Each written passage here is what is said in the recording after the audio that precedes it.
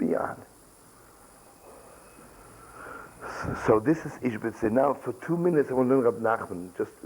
It's just good to know what Reb Nachman says. If you don't mind. No? You don't mind? What? Checking out this brother Nachman.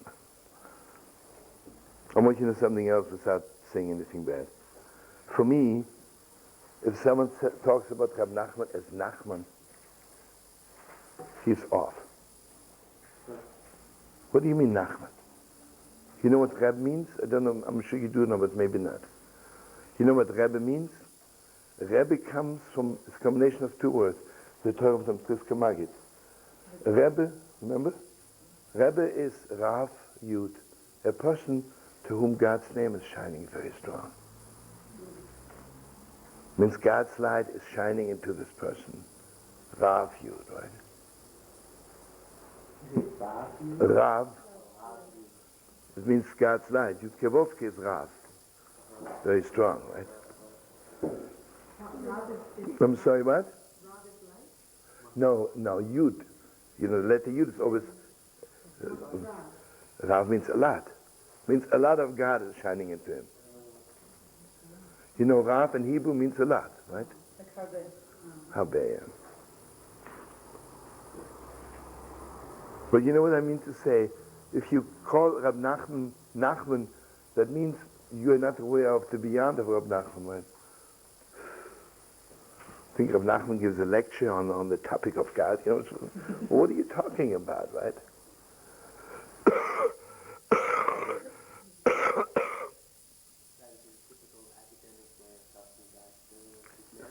But you know, you don't talk academic about. Yeah.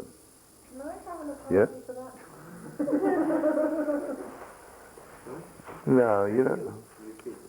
I understand.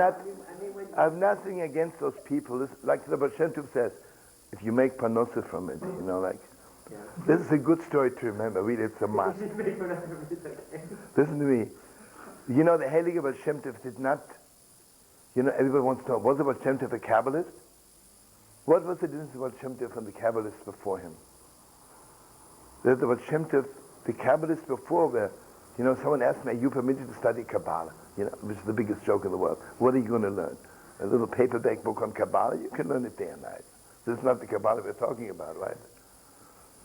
It's a joke, right? In intensive Kabbalah weekend, you know, it's a joke, right?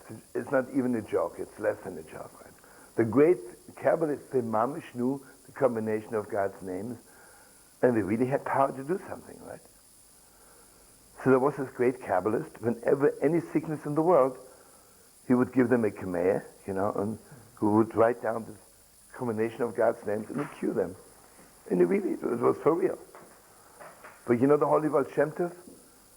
The Baal Shem Tov, the Chiddush of the Baal Shem Tov was, I don't want to trick God, like forcing God, this combination of God. I'm davening.